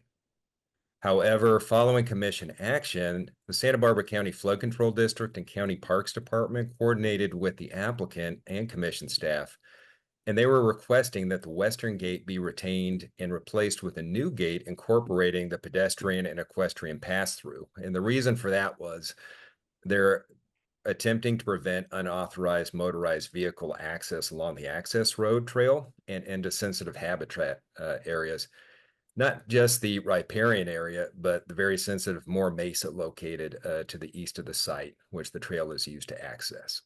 The next slide, please. Although the proposed modifications to gate design would allow continued passage for hiking, bicycling, and equestrian use along the trail, even when the gate is closed, the originally proposed width of this step through was only about a little more than 3.5 feet in width, and that would have been difficult for equestrian users to navigate. The United States Forest Service's Equestrian Design Guidebook for Trails requires trailhead step-throughs to be designed at a minimum of 5 feet to allow adequate space for equestrians to pass through without rubbing. And the steps should be no higher than 12 inches in height for ease of passage. To address this issue, Commission planning and enforcement staff work closely with the applicant and with County Parks Department and the county's flood control agency to find an alternative acceptable design to widen the pass-through to the minimum of 5 feet in width. This change to the project will be implemented pursuant to Special Condition 4, which requires the applicant to provide revised plans for the new gate with the minimum step-through width of 5 feet, and that will better accommodate equestrian use of the hiking trail. The applicant and Santa Barbara County Parks and Flood Control Districts have indicated they are in agreement with this and with the other conditions of approval. Additionally, to avoid potential discouragement of public use while the gate is closed, public access signage is proposed and implemented through our conditions. And that signage would be affixed to a cross beam of the proposed modified gate immediately adjacent to the step through, such that it would be self-evident that public access is available at all times through the pass-through, even when the gate is closed. So in closing, staff believes this project with those conditions is consistent with the Chapter 3 policies of the Coastal Act. The motion to approve the coastal permit can be found on page 5 of your reports. That concludes my presentation. I am available for questions. Thanks, Mr. Hudson. Are there any ex partes? All right. Are there members of the public that would like to speak on this? Yes, we have 2 speakers, both in person, Jason Malazzo and then Justin Funa. All right, each will have 2 minutes. So, morning, Chair Hart and commissioners. So the staff's recommendation, I am here to support, but with one modification. So I'm a father of 4 adult children. Actually, I have a grandchild now. And I'm the husband of 30 years to a wonderful wife who unfortunately 5 years ago started having some medical issues and now is bound 100% of her time to a wheelchair. So we really enjoy getting out into the public space and enjoying the beautiful coastline that California offers all of us. And the discussion that was just had, I can't recall the staff member's name, but was extremely helpful in thinking about the forestry service and the equestrian requirements. So the 12 inches. So I'm really focused on the beam step over. The report, if I read it correctly, is saying it's between 6 and 8 inches. And under the Americans with Disability Act, the recommendations that are published from 2010 on the standards for accessible design actually recommend a 1/4 of an inch to 1/2 an inch. And if you have a 1/2 an inch, you need to have it beveled. If you go above that, then you need to have, so that's kind of governed by section 303 and section 404. Talks about the type of ramp it should be. So it's a slope of 1 to 12. So as somebody who has spent a great deal of time trying to enjoy life with my wife and go out, it's just not possible to get a wheelchair over a 6 to 8 inch step over beam. So to me, there's a couple of options. One sorry. Go ahead. I'd like to. One option is it's just a 1/4 of an inch, but that may have some structural issues to it. I can appreciate with a 5 foot wide gap. So that could either be buried, and that would be work just fine, or it could remain at 6 inches. You just have to have a ramp. So I would like for the commission to look at the standards that they have and how they're looking at this step over and try to make it a rollover instead. Thank you very much. Thanks. We'll check back with staff after the next commenter. Justin Funa. Okay. Good morning, Justin Funa. I'm speaking today as a marine conservation graduate student at UC San Diego, and I want to express my support for the proposed modifications under the Agenda 9A. To me, this project strikes a solid balance between maintaining public access and protecting sensitive habitats. The creek and its surrounding habitats and the environment are very sensitive areas that are essential for local biodiversity and for the overall health of the ecosystem.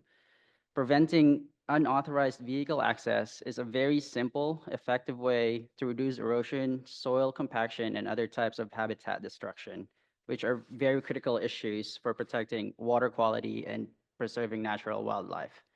I understand the concern about the gate being slightly narrow than the ideal width for the equestrians currently, but the proposed design is still a reasonable compromise until a new proposal is available. It allows hikers, cyclists, and equestrians to access trail while keeping vehicles that could harm the sensitive ecosystem out of it. From a conservation standpoint, this is a responsible approach, one that ensures public access while minimizing damage to the environment. Effective conservation to me as a student is about finding ways for people to enjoy the natural spaces responsibly while promoting, prioritizing habitat protection. And this project, I think, fits that bill. I urge the commission to approve these modifications as they represent a smart step in managing our coastal and river areas.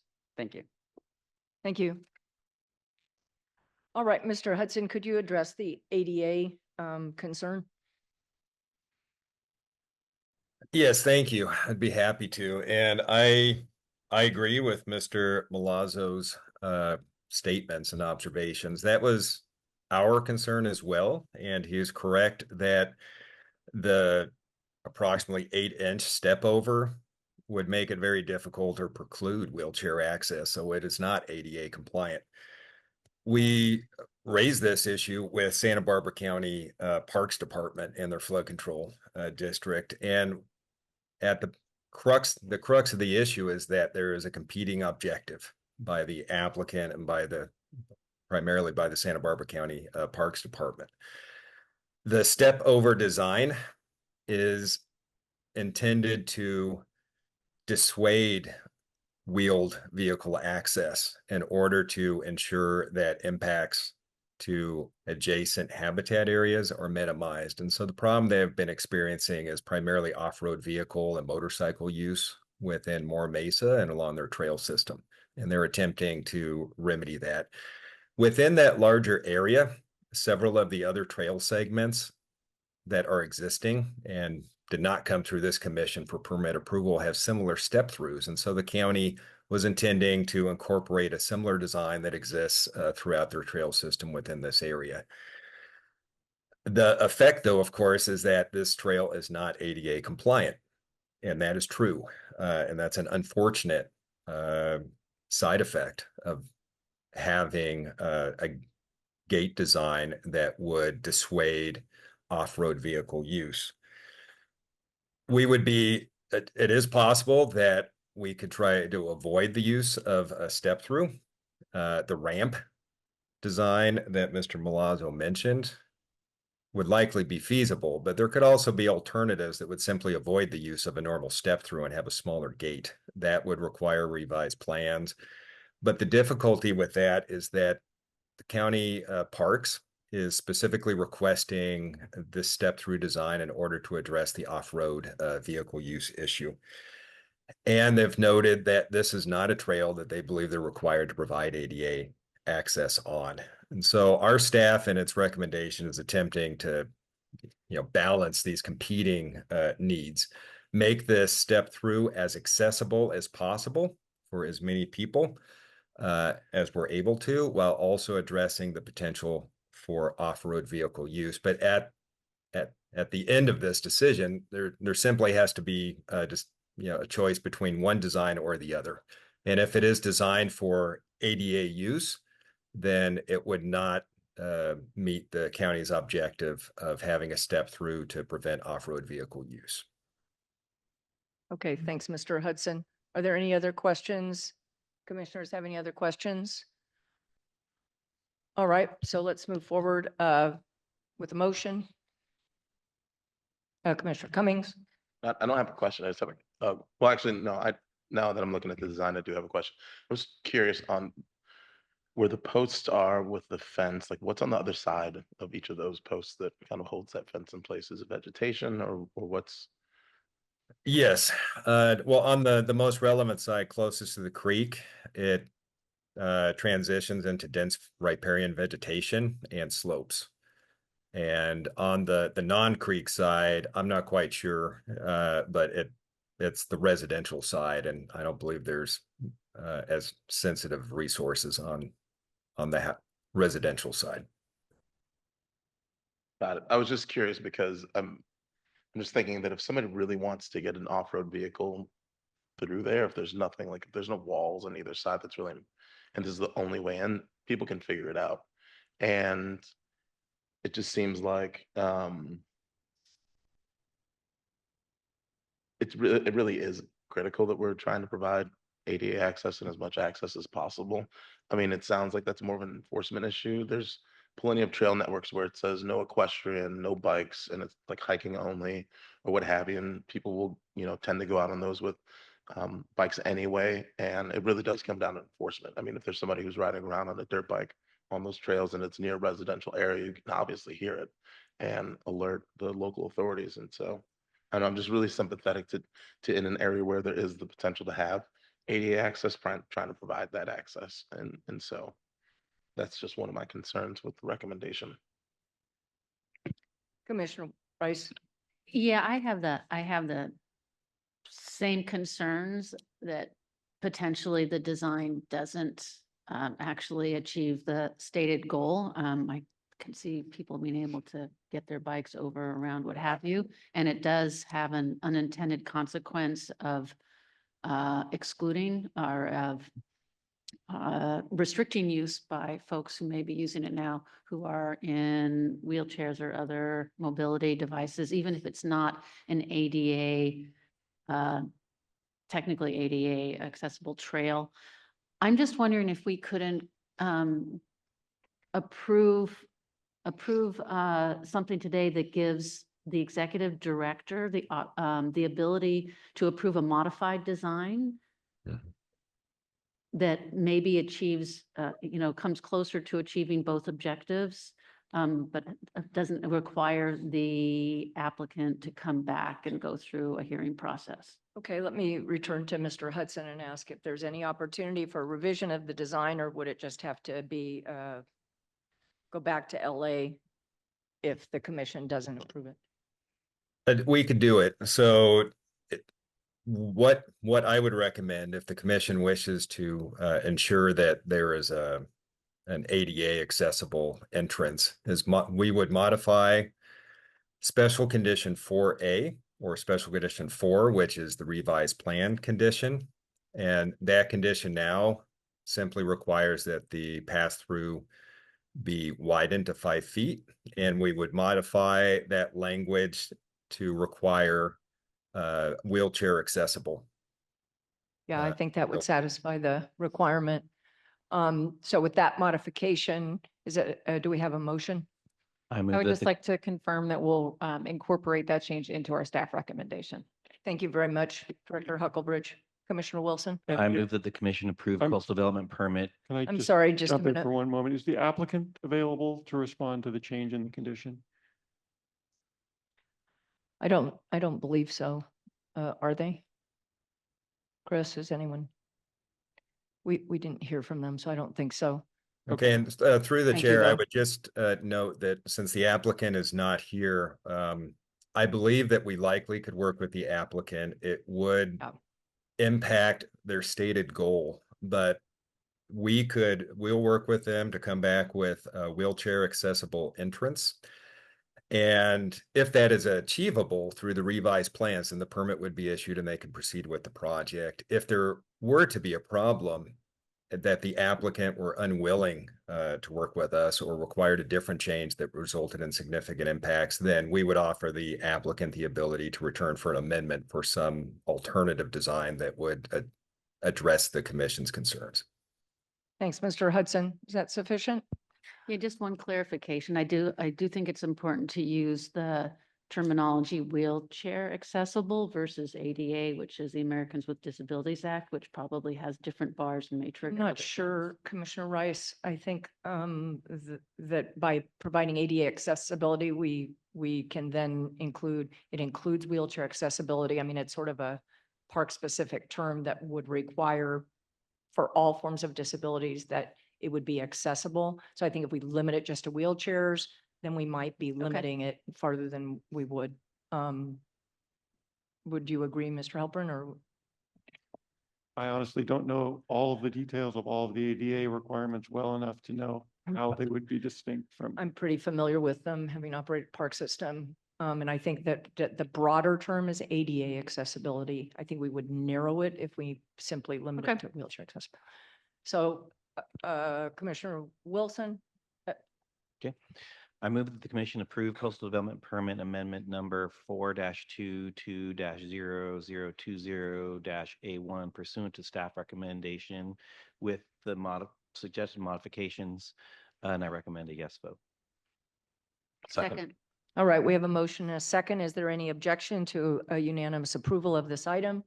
Seeing none, the item is approved with the revisions that have been noted in the commission hearing today. And thank you. That moves us along to Okay, item. just one sec.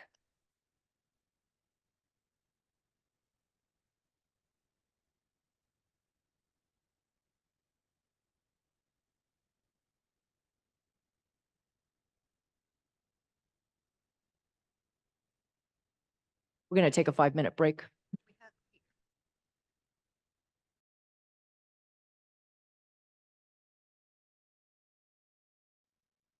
Okay, we're going to move forward with the next item.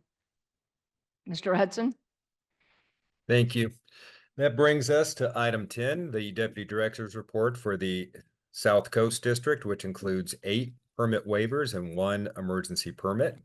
In regard to that emergency permit, it was issued to 521 Spoleto Drive LLC for installation of approximately 20,000 square feet of metal mesh to stabilize an eroded hillside slope after a surficial failure occurred that had resulted in damage to a downslope residence, and that's located in the Pacific Palisades area of the city of Los Angeles. We're not aware of any opposition to any of the items being reported today, and we're asking whether 3 or more commissioners object to any of the items in the Deputy Director's report. I am available for questions. Thank you. No speakers. No speakers. All right. Does any commissioner wish to object to an item on the DDR?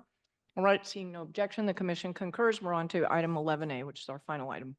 Thank you. And 11A will be presented by Tori Ellen Swiestak, a coastal program analyst in our South Coast District. If we could pull up the PowerPoint, please. And Tori, please take it away. Good morning, Commissioners. Item 11A is the substantial issue hearing of an appeal of a coastal development permit approved by the City of Los Angeles.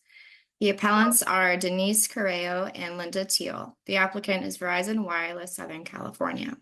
The local CDP approval includes after-the-fact authorization for the replacement of an existing 40-foot high utility pole with a new 55-foot high utility pole in the same location. The approval also includes the placement of new antennas and associated equipment on the 55-foot high utility pole. Next slide, please. As seen in this slide, the project site is located approximately 2,000 feet inland of the beach and Pacific Coast Highway.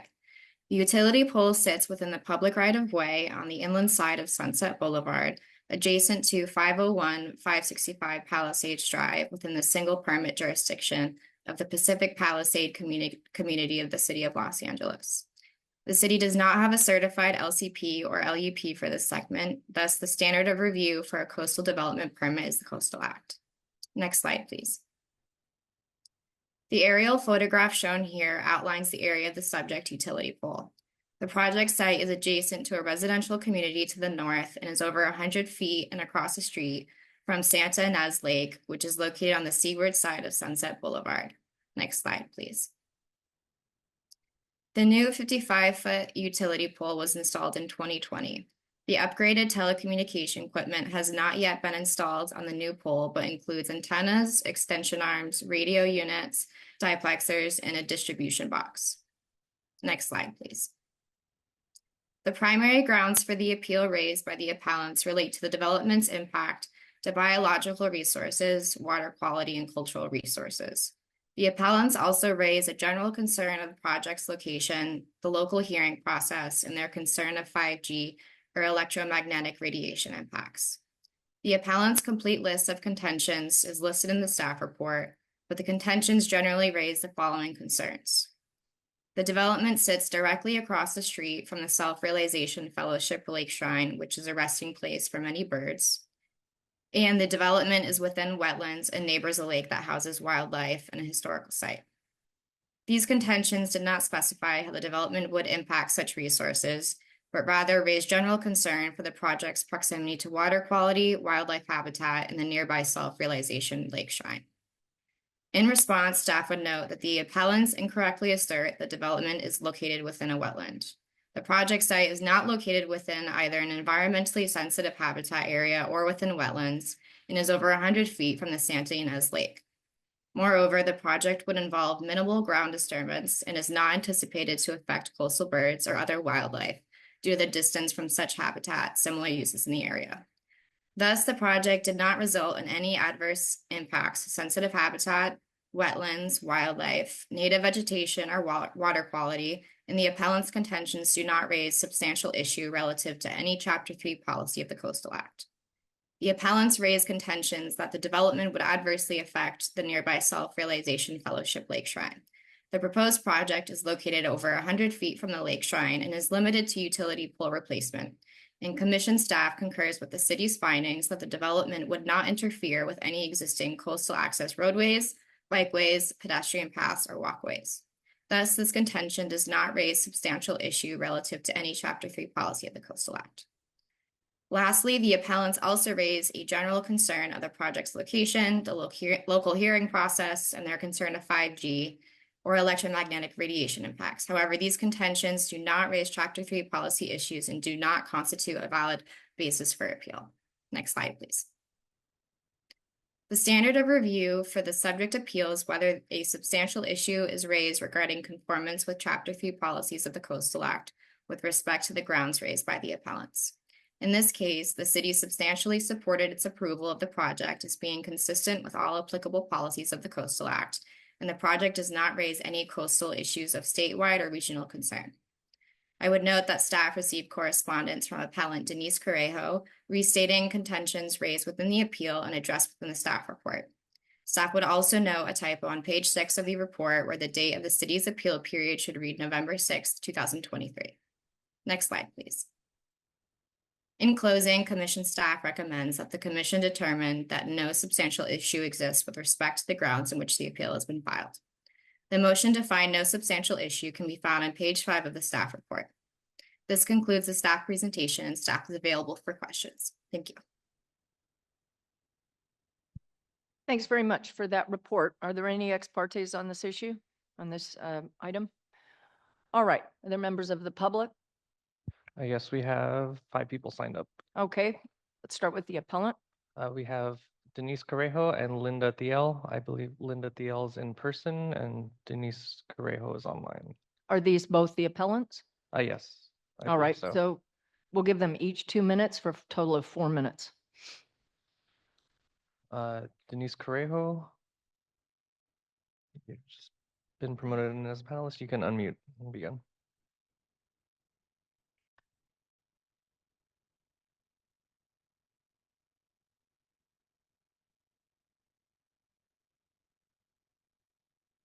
Denise, you should be able to begin. Hi, yes, thank you. Can you hear me okay? Yes, we can hear you. Wonderful. Thank you for your time. And we just wanted to state that the guidelines, the FCC guidelines for the 5G radio frequency waves, we feel that it's old FCC guidelines and it's not taking in full consideration of the differences between 3G, 4G, and 5G waves. So obviously we are concerned for our health. Thank you, Tori Ellen, but you didn't mention that we are senior citizens that live here. Over 60 units are senior citizens. And the health of obviously risks are of major concern. And we also would like to request, because more and more people are finding out about this. We had one neighbor that was in the hospital and had no idea this was going on. And she's pleading with me to request a postponement of the hearing so that we can have an attorney represent us throughout the process.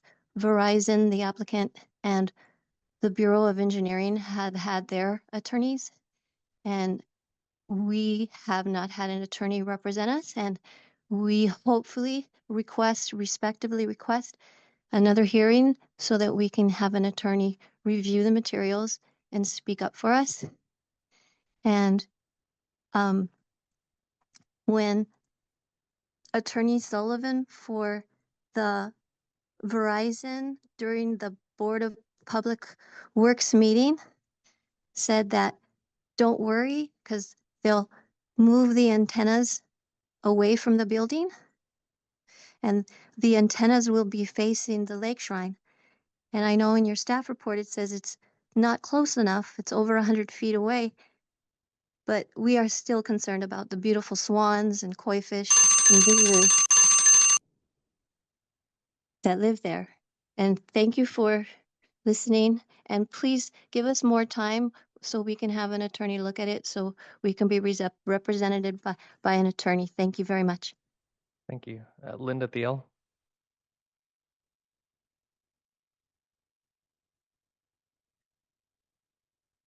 Turn the You'll mic need to on. push the button on the mic. Just pull it Ah. down to you can pull it right down. Mhm. Linda Teely, 501 Palisades Drive. I'm going to do this in reverse order because of the staff report that was just done.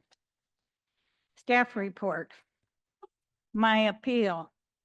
They're tabbed if you want to look at it. My appeal reads, under G, grounds for appeal. I am appealing due to the fact that the city presented in all notifications 5 agenda items for all public hearings, but they only presented agenda items 2 to 5 in the public hearings and had completed item number 1 2 or more years prior to May 2nd of 2023 without any public hearings, and that is no public hearings, permits, or Coastal Commission approval.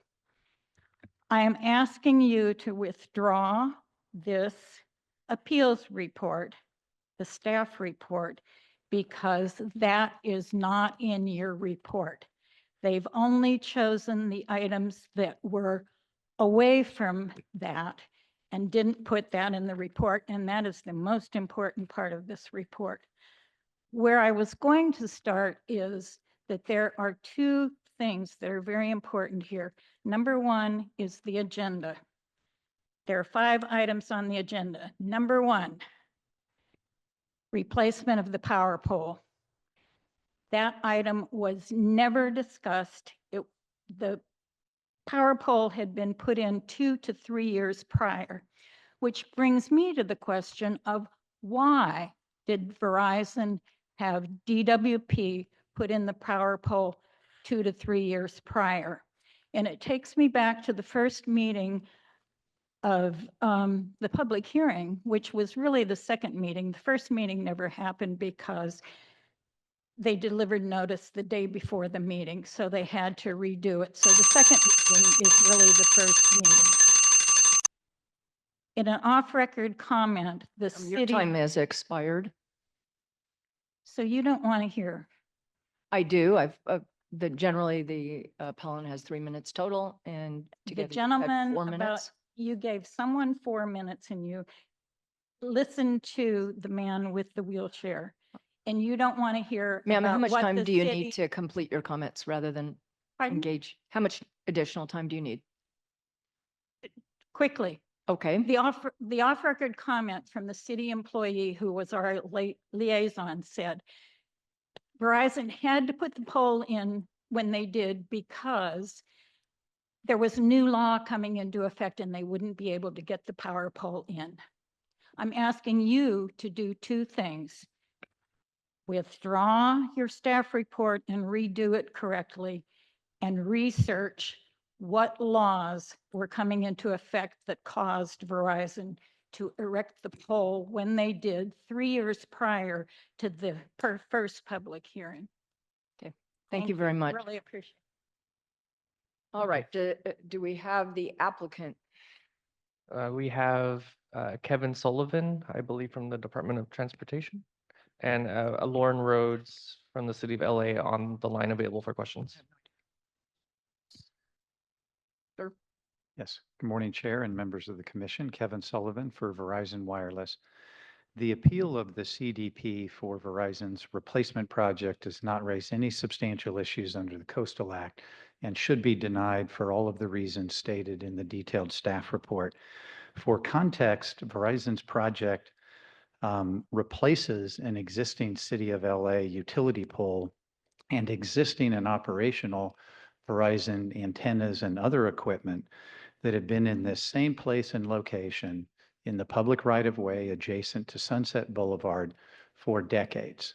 So this is not anything new that we're introducing into the area. We're just upgrading our facilities to provide technologically current capabilities and services to wireless customers. The replacement project meets all applicable Coastal Act provisions and all city codes and regulations. The project also fully complies with all federal health safety regulations and conditions with respect to radio frequency energy levels.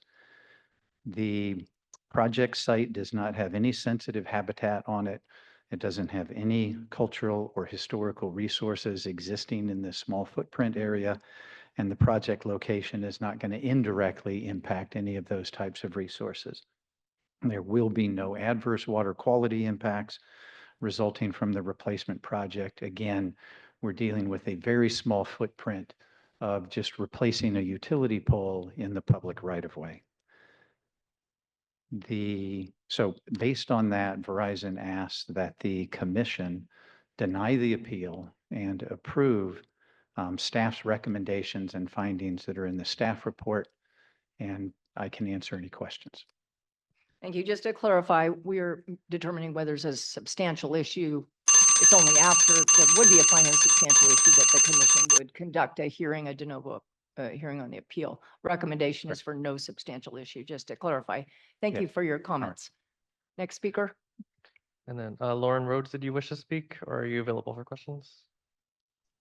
Hi, good morning, Chair and Commissioners. My name is Lauren Rhodes. I'm from the City of Los Angeles, Department of Public Works, Bureau of Engineering. I am available for questions. Thank you. Any other speakers? And then we had the two other speakers, Mary Frances Correjo and then Marie Correjo. Are they qualified speakers? I believe this is NSI, and there's okay. So please bring them forward then. Everyone's Thank qualified. Mary Frances Correjo, and you're on a phone. You can unmute now.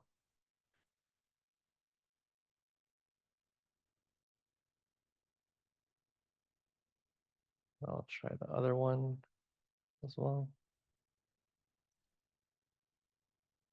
You can unmute on a phone by dialing *6. Hello? Hi. Hello? Hi, we can hear you. Please proceed. Okay. My name is Mary Frances Correjo. I am 88 years old, and we do not want the 5G cell pole in our front yard. I am a homeowner here for 24 years, 20 of which were with my husband who died in 2020. The concern of the RF EMF waves on our health and our electromagnetic sensitivity to me and our community of neighbors, over 60 of us, vulnerable senior citizens. We are disappointed your staff report is in the favor of the 5G pole being here, as it also affects the aquatic life, birds, and the thousands of visitors at the lake shrine across from us. Please give us more time so we can have an attorney review our case and represent us. Verizon and the LA City has their attorneys, and we need our attorney also. We request another hearing on a future date with an attorney to represent us. Thank you. And we also want to say that this is affordable housing under the Los Angeles Housing Authority. And we want to verify that y'all know that. Thank you. Okay, thank you. And then was that Marie Correjo as well? Thank you. Okay, was that your comment? I think we heard from both of them. Is that correct? I think so. Yes. Marie's not here. Okay. Okay, thank you. All right, does that conclude public comment? Yes, no more speakers. All right, bringing it back to staff for any responses. Hey, Tori Ellen is going to start us off, and then I may add a few closing comments. All right. I would just like to note that the staff report did address all contentions raised in both appeals, including the contentions regarding the local hearing process with the City of Los Angeles Bureau of Engineering Department and Public Works. However, the public hearing concerns do not raise Chapter 3 policy issues, and therefore did not constitute valid grounds for an appeal, so it was not further discussed in the staff report. Thank you. Thank you. Anything further, Mr. Hudson? Yes, thank you. Just to wrap up, as Ms. Swiestak noted in her presentation, we haven't identified any potential Chapter 3 or Coastal Act resource issues related to the development, and don't believe that the project raises a substantial issue. The primary concern by the speakers today revolves around their concerns about radio frequency emissions and potential impacts. And I would just note that under federal law, we're preempted from addressing radio frequency emissions from these sorts of facilities.